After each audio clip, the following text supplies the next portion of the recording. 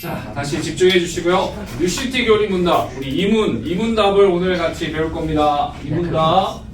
자, 한번 질문부터 한번 읽어봅시다. 시작. 하나님은 어떤 분입니까? 거기에 대해서 성경 전체적으로 하나님이 어떤 분인가에 대해서 정리해 놓은 내용입니다. 우리 한번 같이 읽어봅시다. 시작. 하나님은 모든 사람과 모든 것을 지으시고 보호하시는 분입니다. 그분의 능력과 완전함, 선하심, 영광, 지혜, 공의, 진리는 영원하고 무한하며 변함이 없습니다.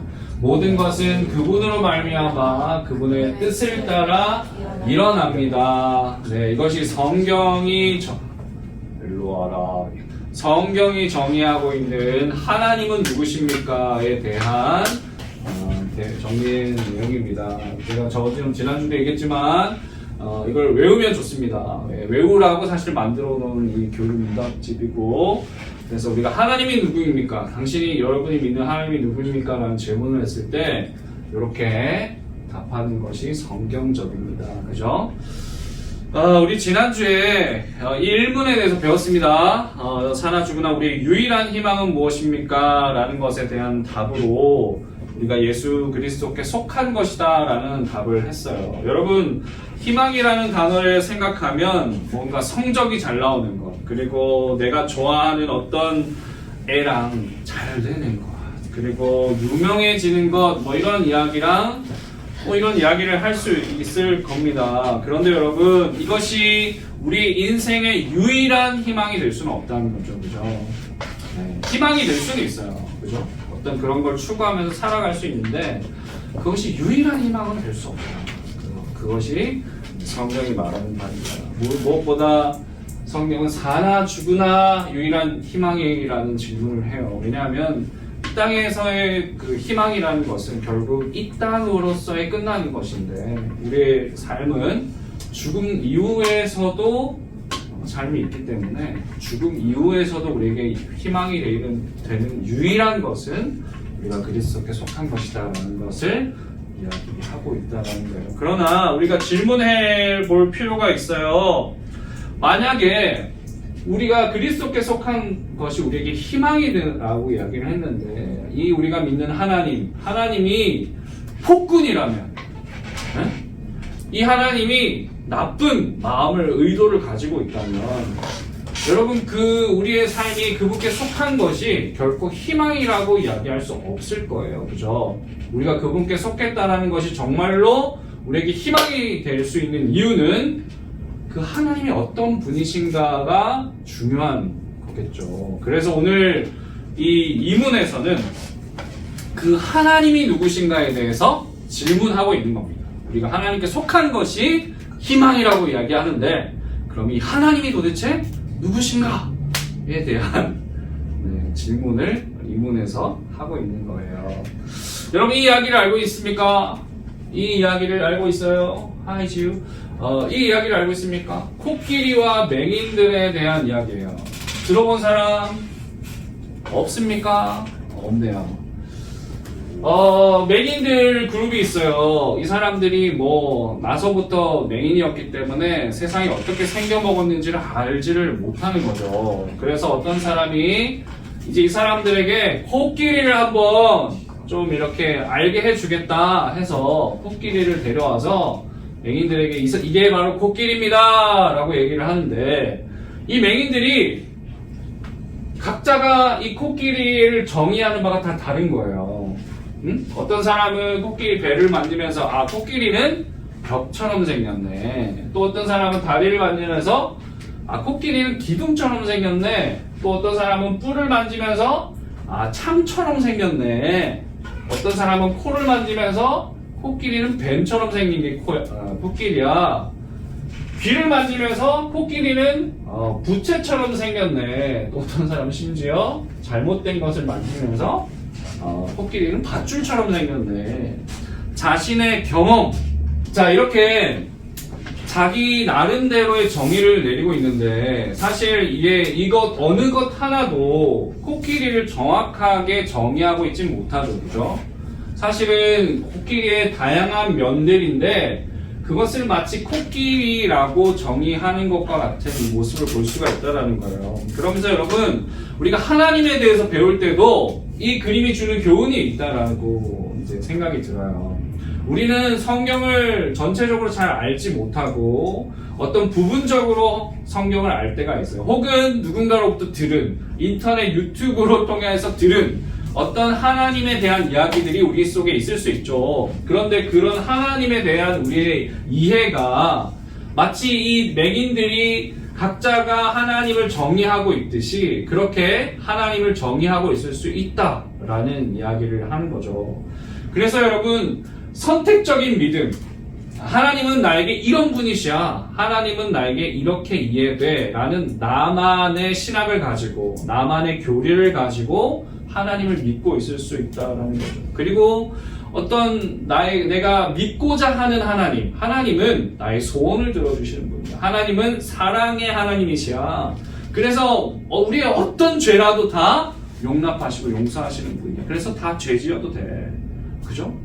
여러분, 어떤 걸 지금 뭔가를 놓치기 시작하면요, 우리는 하나님에 대해서 왜곡할 수 있고요. 우리의 신학과 우리의 신앙은 굉장히 이단적으로 갈 수 있어요. 그렇기 때문에 우리가 하나님을 이해할 때 성경이 말하고 있는 그 하나님의 다양한 부분에 대해서 정확하게 이게 다각적인 이해가 필요하다라는 거죠.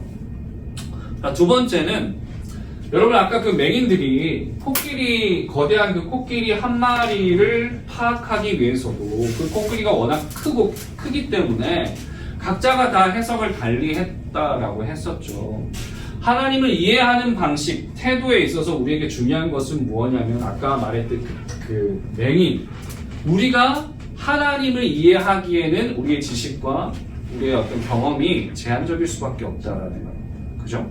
창조주를 피조물인 우리가 창조주를 이해할 수 있는 한계가 있다는 걸 우리는 분명히 인식할 필요가 있어요. 뿐만 아니라 이 하나님이라는 존재가 우리가 이해할 수 없는 범위 안에 있다는 걸 우리는 이해할 필요가 있어요.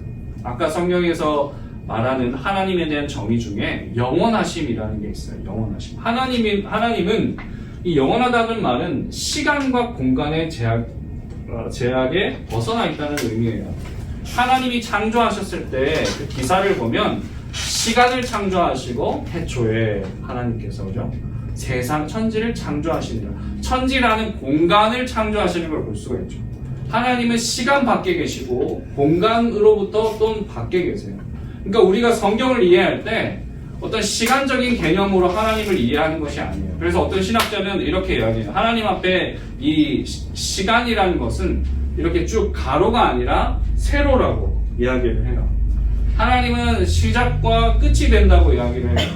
하나님의 시각에서는 그 모든 것이 한 장면으로서 창조된 거예요. 그러니까 성경이 말하는 그 시간의 순서대로 하나님이 이렇게 죄를 지었으니까 하나님이 이렇게 수습해 가시네 라고 우리가 이런 역사적으로 이해하는 것이 아니라 하나님의 시각에서는 그 과거와 그 현재가 오늘로서 보여진다는 거예요. 그래서 하나님의 눈에는 그 과거의 아담과 하와부터 오늘 이 민준이, 우리 하원이 이렇게 그 시각까지도 하나님 안에는 한 장면으로서 보여지고 있다는 거예요. 그래서 그 태초부터 종말까지의 그림이 하나님께는 한 장면으로 그려지고 있다. 이것이 성경을 이해하는 굉장히 중요한, 그리고 하나님에 대한 이해를 할 때 굉장히 중요한 이해예요. 여러분, 그래서 하나님에 대해서 우리가 이해할 때 이분은 분석할 수 있는 대상이 아니라는 걸 우리는 기억해야 돼요. 우리는 하나님에 대해서 완전히 알 수 없다. 이걸 우리가 인지하고 있어야 돼요. 하나님은 우리가 다 이해할 수 없어요. 만약에 하나님을 다 이해한다고 한다면 내가 하나님이죠. 왜냐하면 나의 지식이 하나님보다 훨씬 뛰어나니까 내가 그분을 다 파악할 수 있다고 합니다. 그런데 성경을 대하는 우리의 자세는 우리는 하나님을 다 이해할 수 없다는 자세가 있어요. 그리고 우리의 시각조차도 마치 맹인과 같이 한계가 있다라고 이야기를 하는 거죠. 그럼 우리에게 하나님을 알 수 있는 방법이 무엇일까? 아까 맹인들이 막 여러 가지 모습으로 자기 스스로 코끼리를 정의하고 있는데 그 코끼리의 모습을 정확하게 이야기해 줄 수 있는 방법이 뭘까라고 얘기한다면 보이는 사람이 그 코끼리에 대해서 명확한 그 어떤 피사체 이 정보를 갖고 있는 사람이 아니야, 그건 코끼리 다리고, 아, 네가 말하는 코끼리 코야, 아, 네가 말하는 건 코끼리 귀고, 그 모든 것이 다 코끼리야 라고 설명해 줄 필요가 있는 거죠. 그때 코끼리에 대한 이해가 있는 거죠. 우리도 마찬가지예요. 필요해요. 누군가가 필요해요. 하나님에 대해서 분명히 알게 해줄, 하나님이 어떤 분이신가에 대해서 설명해 줄 누군가가 필요하다. 그런데 그것을 위해서 하나님께서 우리에게 주신 것이 있는데 바로 이 성경이다 라고 이야기해요. 성경을 통해서 하나님이 어떤 분이신지에 대해서 우리에게 알려주고 있어요. 우리의 언어로 하나님께서 우리의 지식을 고려하여서 하나님에 대해서 설명하고 있는 책이 바로 성경책인데, 그리고 글을 읽는다고 그러면 하나님에 대해서 아는 것이냐? 그렇지 않아요. 우리는 성령님께서 이 성경을 기록하셨다라고 이해하기 때문에 성령님께서 이 하나하나를 우리에게 깊이 깨달아 알게 하시고 경험하게 하시고 충분히 이해하게 하시기 전까지는 우리는 하나님에 대해 이해할 수 없다라고 성경이 이야기합니다. 그래서 우리는 하나님께서 내 생각대로 내 경험대로 하나님을 믿는 게 아니라 성경이 우리에게 하나님께서 우리에게 보여주시는 만큼 알려주시는 만큼 우리는 하나님을 알 수가 있고, 또 무엇보다 성령님께서 그렇게 깨닫게 하시는 만큼 우리는 하나님에 대해서 알 수 있다. 이게 지금 하나님에 대한 지식에 대한 접근에서 우리의 태도라는 겁니다. 자, 그러면 아까 하나님은 어떤 분이십니까에 대해서 이제 쭉 설명을 하는데 우리가 세 가지로만 한번 생각해 보려고 해요. 첫 번째는 하나님은 우리를 창조하셨고 뿐만 아니라 우리를 보호하시고 보존하시는 분이다라는 개념이에요. 여러분, 여기 아이패드가 있어요. 그죠? 이 아이패드. 이 아이패드가요, 누군가의 이 아이패드가 정말 잘 활용되려면, 이것이 정말 이게 만들어진 목적에 맞게끔 잘 활용되려면 중요한 것은 뭐냐면 누구의 손에 있는가겠죠. 그죠? 마치 이거를 제가 갓 태어난 아기에게 이 아이패드를 주면서 너를 위한 선물이야 라고 주면 이 아이가요, 이 아이패드를 어떻게 활용할 수 있을까요? 그죠? 이 아이패드는 아마 자기가 갖고 있는 기능과 여러 가지 다양한 그것들이 있겠지만, 더워라. 있겠지만 아마 그것을 100% 다 발휘하지 못할 거예요. 아이는 이걸 던지겠죠. 그리고 빨겠죠. 그죠? 그리고 깔고 앉겠죠. 그러니까 아이패드가 이 아이패드에 여러 가지 기능이 있음에도 불구하고 이게 제대로 사용이 안 되는 거야. 그죠? 그런데 여러분, 저기 시골에 막 6.25 사변을 겪으셨던 저기 할머니께서, 디지털 같은 이런 걸 모르시는 할머니께 이걸 생일 선물로 막 90이 넘으시고 100살이 되신 할머니께 이거를 갖다 드리면서, 할머니 이거 쓰세요. 최신 거예요. 이러면서 드리면 어떨까요? 할머니를 무시해서는 그런 건 아니지만 할머니께서 아무래도 이것을 100% 활용하기에는 어려우실 거예요. 왜냐하면 이런 걸 경험해 본 적이 없으니까. 그죠? 그러면 여러분, 이게 제대로 라면 받침대 정도로 사용될 수 있어요. 어쩌면 그 정도는 아니에요. 거울 카메라 정도? 그죠? 카메라 정도는 사용할 수 있어요. 뉴스를 본다. 그럴 수 있죠. 영상을 볼 수 있을 정도면. 그래도 이 아이패드가 가진 여러 가지 기능들이 있지만 그것들을 100% 활용하기엔 좀 어려움이 있을 거라고 생각해요. 그럼 여러분, 이 아이패드를 100% 활용하려면 누구의 손에 가면 될까요? 하원이 손? 하원이 손도 맞아요. 그런데 이걸 만든 사람이 있을 거 아니에요. 이거를 구성하고 이거를 막 제작하는 사람이 있을 거 아니에요. 그 사람의 손에 들렸을 때 이 아이패드는 아마 100% 이가 가진 어떤 기능들을 100% 활용할 수 있을 거예요. 그죠? 마치 그거예요.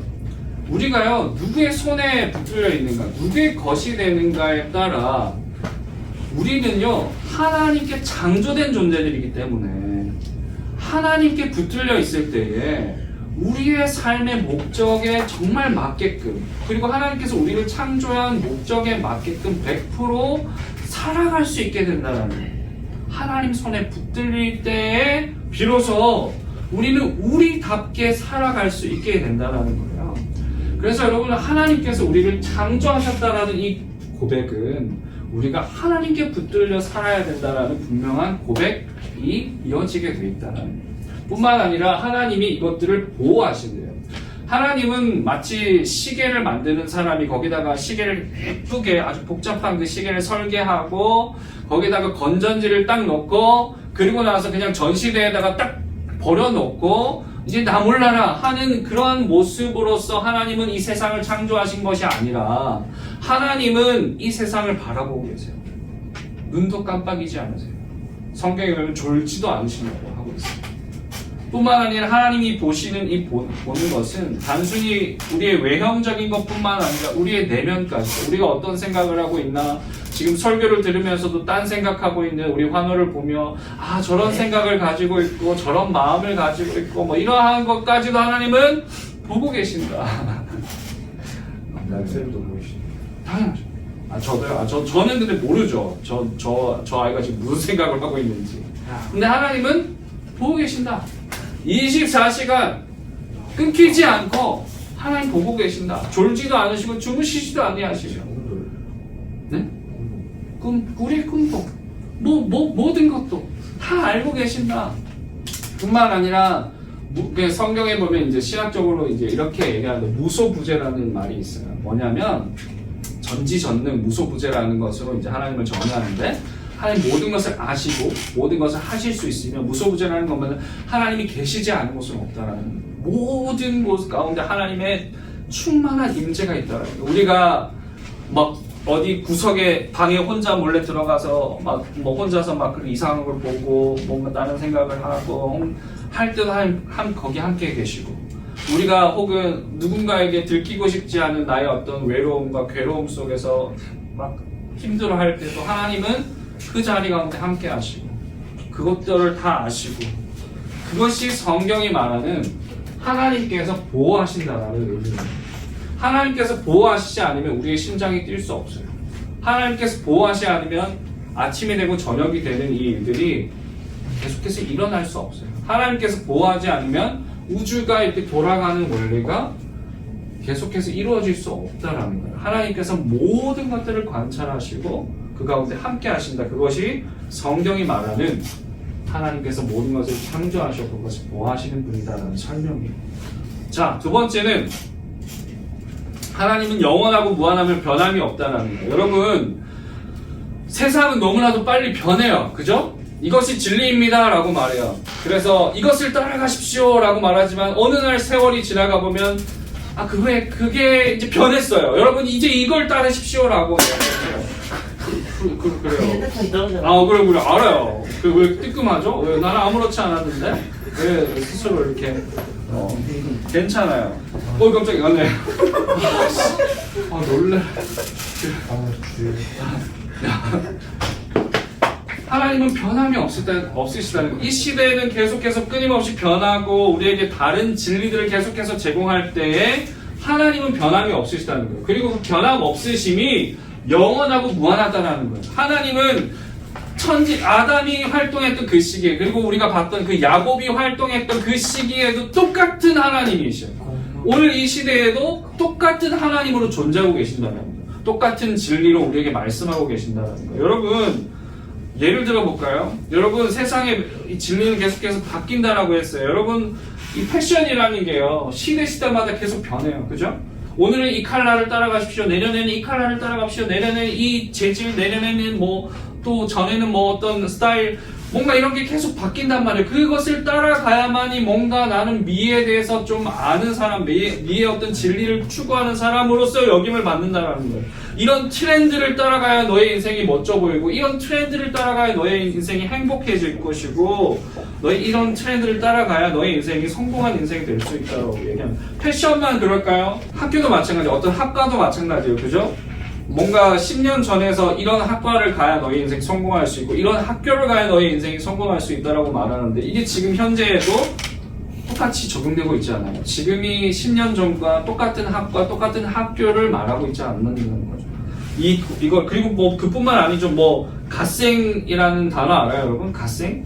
뭔가 좀 성실하고 내 삶을 어떤 갖고 가는 방식에 대해서 이제 갓생이라는 단어를 붙이는데 예전에는 뭐 뭔가 뭐 아침 일찍 일어나서 시간표를 쫙 짜가지고 그 시간표대로 살아가는 것을 갓생이라고 얘기해요. 그런데 이제 그 너무 소비하니까 너무 힘들어. 이제 그러니까 내 마음을 그냥 내 마음이 좀 더 충전되어지는 삶으로서 이 갓생의 의미가 또 바뀌어요.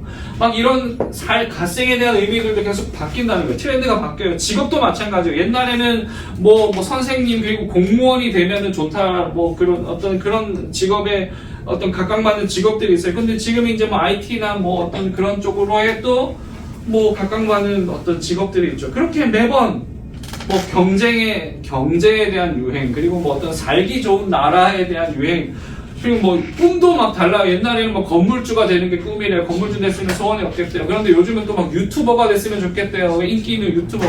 막 그런 어떤 꿈도 막 바뀌어요. 여러분, 세상이 말하는 진리, 세상이 말하는 삶의 방향성은 계속 바뀐단 말이에요. 그런데 하나님께서는 늘 변하지 않는 진리로 우리와 함께 하신다. 그분의 말씀은, 그분의 진리는 결코 변하지 않는 것이다. 그래서 여러분, 그 하나님에 대해서 우리는 유일한 희망이요 유일한 소망이라고 이야기를 할 수 있다는 거죠. 여러분, 우리가 문화를 벗어나 살 수 없어요. 그러니까 아까 목사님 막 말한 그것들을 그냥 막 쫓지 마세요. 그거 다 뭐 세상적인 것이니까 무시하고 사세요. 이런 이야기가 아니에요. 여러분, 그거 우리가 문화 속에서 어떻게 벗어나면 살 수 있겠어요? 머리 스타일을 막 장발처럼 하면 다니면서 막 치렁치렁 하면서 그렇게 뭐 다 그렇게 해서 어떻게 살아가겠어요? 요즘에 또 스타일이 있잖아요. 지금 막 세 명 보세요. 뭐 머리 스타일 비슷하잖아요. 뭐 이렇게 그냥 볶았다 안 볶았다의 차이지? 뭔가 뭐 다 비슷해요. 뭐 주변을 보세요. 다 뭐 스타일이 다 목사님은 비슷해요. 다르시네. 나는 옛날 사람이니까요. 옛날 스타일. 나는 내가 그냥 편한 스타일을 잘 추구해. 어울려요. 아주 감사해요. 아주 고맙고요. 좀만 집중해주세요. 오케이.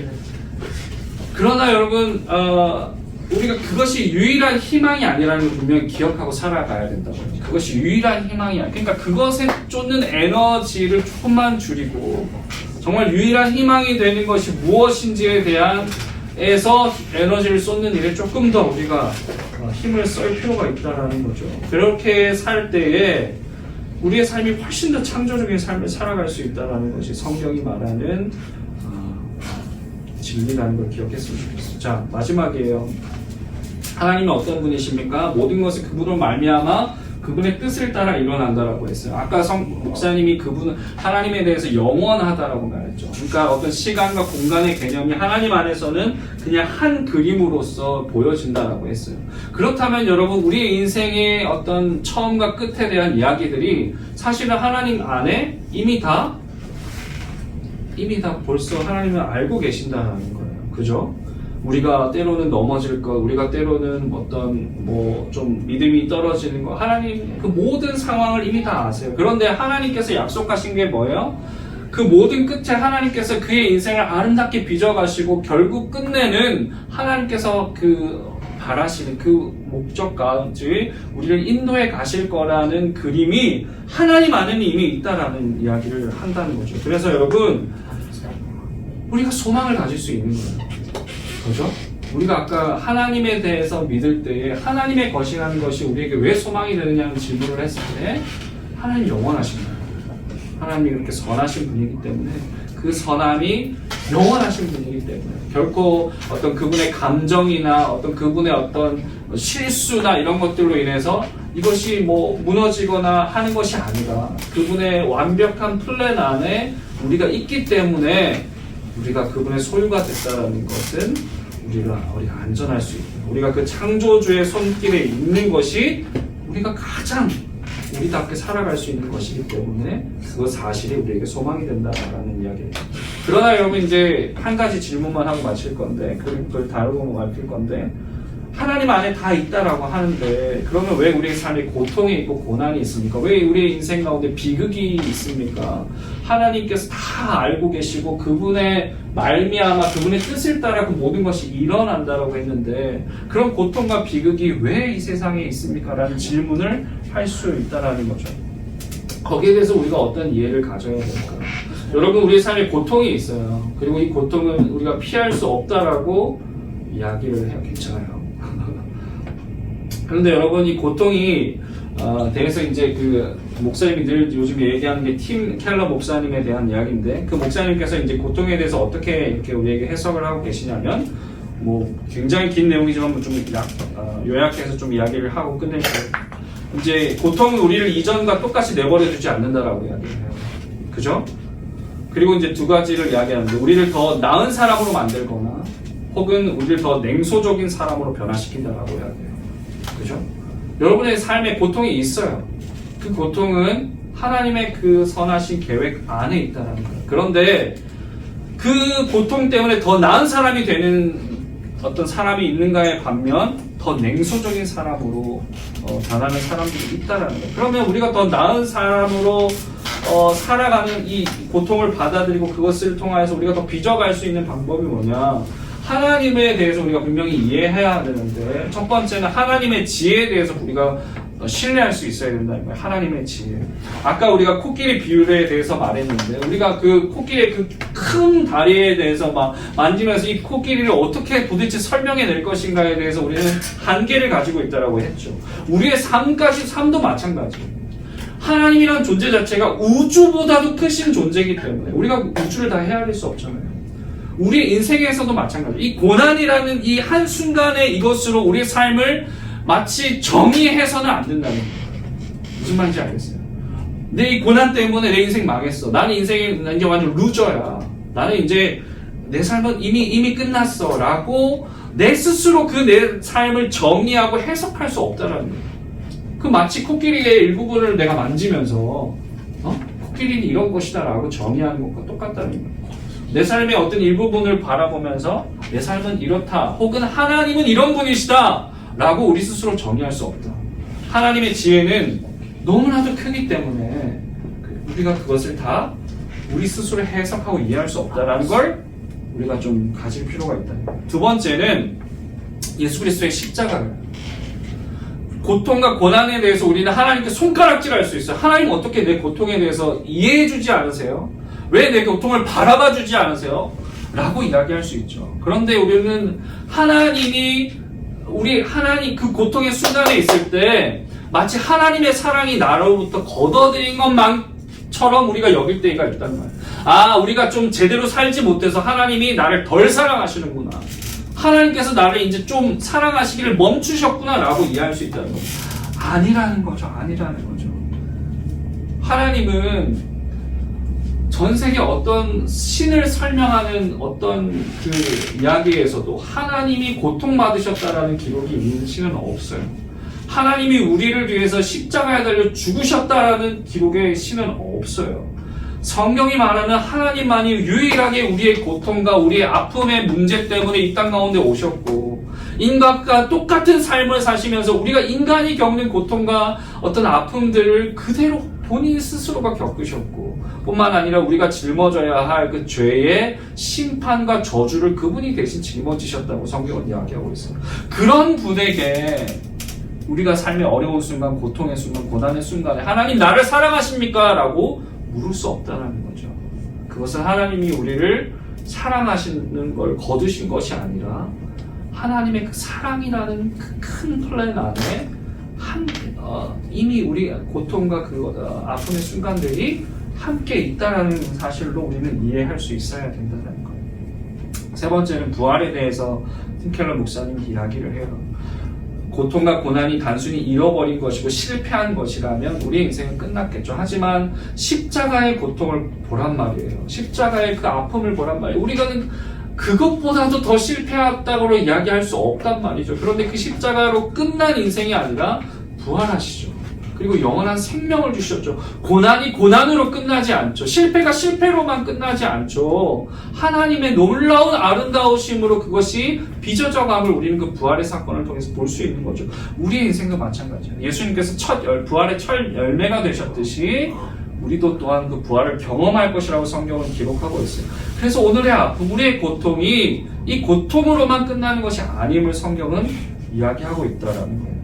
자, 그래서 그 팀 켈러 목사님이 고난 속에서 우리가 하나님과 동행하기 위해서 6가지에 대해서 이야기를 해요. 첫 번째는 울어라! 라고 이야기를 해요.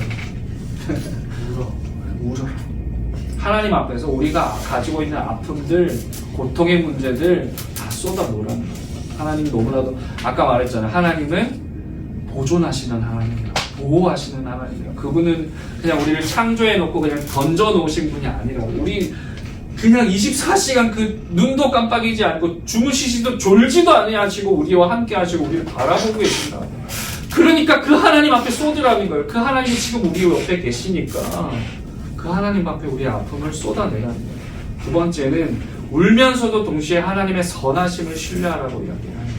울면서도 하나님 그렇지만 하나님에게 나에게 더 선한 것들로 우리 인생을 이끌어 가신 줄 믿습니다. 라는 그 선하심에 대해서 우리가 잃어버리지 말라는 거예요. 기도하라는 거예요. 기도의 끈을 놓지 말라는 거예요. 우리가 욥이라는 사람이 성경에 나오는데 그가 알 수 없는 고통을 당합니다. 그 고통 가운데 하나님 앞에 막 울부짖는 내가 왜 이런 고통을 당해야 됩니까 하나님? 난 너무 괴롭습니다 라고 이야기해요. 근데 팀 켈러 목사님은 그것이 기도라고 이야기해요. 왜냐하면 그 울부짖음의 대상이 하나님이기 때문이에요. 그 불평과 불만의 대상이 하나님이기 때문에 그것조차도 기도라고 이야기를 해요. 그래서 하나님을 잃어버리지 않는 거죠. 그 울부짖음이 다른 것에 있었으면 그것은 의미 없음이 될 수 있겠지만 하나님께 향해 있기 때문에 그거는 오히려 하나님이 내 음성을 듣고 계시고 하나님이 살아계시다는 믿음을 전제하고 있기 때문에 그렇게 그 기도의 끈을 놓지 말라라고 이야기하는 거죠. 사랑의 재조정, 세상에 그 무엇을 사랑했던 것이 있고 그걸 따름으로써 내가 고통받고 공허해지고 어려움이 있었다면 이제는 하나님 앞에서 오는 그 즐거움, 하나님 안에 있는 승리, 하나님 안에서 오는 그 기쁨을 더 추구하겠습니다라는 사랑의 재조정을 하라라고 이야기해요. 뿐만 아니라 은혜를 누리라고 이야기해요. 뭐냐면 내가 죄를 지어서 내가 이런 고통을 당하는 거나 내가 하나님 앞에 뭔가 좀 잘못을 해서 이런 일들을 당하는 거구나 라고 이해할 수 있죠. 그러나 그 십자가의 은혜가 우리 안에 있음을 기억하라는 거예요. 하나님께서 그러한 나를 용서하셨고 받아들여 주셨다라는 그 은혜를 우리가 좀 누리라는 거예요. 뿐만 아니라 그런 은혜를 누릴 때에만 다른 사람이 그렇게 뭔가 좀 악을 행하고 잘못을 저지를 때도 그들에게도 그들을 용납할 수 있는 은혜의 마음이 우리 가운데 생기기 때문에 먼저 우리가 그 은혜를 누리라라고 이야기하는 거예요. 여섯 번째로 희망을 가지라는 거예요. 아까 부활의 소망을 가지는 것처럼 지금 내 인생을 너무 찌질하고 우울하고 루저와 같지만 하나님께서 그렇게 아름답게 빚어가실 것이라는 분명한 소망을 가지고 그 고난을 통과하라는 이야기를 하고 있어요.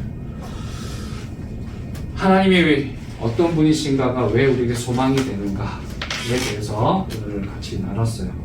이제 마지막으로 이 답변에 대해서 한번 읽고 오늘 배운 내용들을 좀 정리하면서 마쳤으면 좋겠습니다. 우리 하나님은 어떤 분이십니까? 라는 질문에 대한 답변이에요. 우리 한번 마지막으로 읽고 마치겠게요. 시작! 하나님은 모든 사람과 모든 것을 지으시고 보호하시는 분입니다. 그분의 능력과 완전함, 선하심, 영광, 지혜, 공의, 진리는 영원하고 무한하며 변함이 없습니다. 모든 것은 그분으로 말미암아 그분의 뜻을 따라 일어납니다. 기도하겠습니다.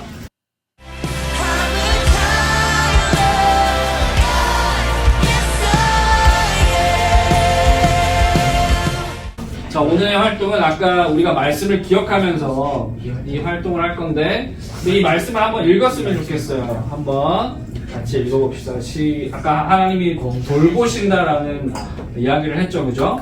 거기에 대한 본문이 성경에 또 여러 가지 이야기 중에 하나인데 한번 같이 읽어봅시다. 시작. 공중의 새를 보라. 심지도 않고 거두지도 않고 창고에 모아두지도 아니하되 너희 하늘 아버지께서 기르시나니 너희는 이것들보다 귀하지 아니하냐.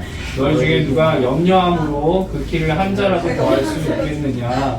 또 너희가 어찌 의복을 위하여 염려하느냐. 그의 백합화가 어떻게 자라는가 생각하여 보라. 수고도 아니하고 길쌈도 아니하느니라. 그러나 내가 너에게 말하노니 솔로몬의 모든 영광으로도 이룬 것이 이 꽃 하나만 갖지 못하였느니라. 오늘 있다가 내일 아동에 던져지는 들풀로 사람이 이렇게 일으키시거든 하물며 너희일까 뭐냐. 믿음이 작은 자들아 그러므로 영원한 되시기를 무엇을 먹을까 무엇을 마실까 무엇을 입지라 하지 마라. 오늘 나 이방인들이 구하는 것이라 너희 하나님 아버지께서 이 모든 것이 너희에게 있어야 할 줄 아시느니라. 이 본문이 오늘 읽었던 우리가 들었던 성경 말씀과 좀 비슷할 것 같은데 그래서 오늘의 활동은 간장 공장 공장장은 이것입니다. 공장장이고 된장 공장 공장장은 된 네? 공장장. 뭐냐면 여러분 여기 이제 목사님이 이제 그냥 오늘 아침에 한 거예요. 여기 밑에다가 뭐 한글로 적어도 되고 영어로도 적어도 되고 상관없어요. 아무튼 밑에다가 이렇게 말씀을 좀 적고 그리고 이 그림도 여러분이 어떤 아이디어를 가지고 아무튼 이렇게 나름대로 한번 꾸며보면 좋겠다라는 생각이 들어요. 그래서 이거는 목사님이 예를 든 거고 이거는 생각대로 해보겠습니다. 이해됐죠? 네. 어렵지 않죠? 그죠? 내가 우리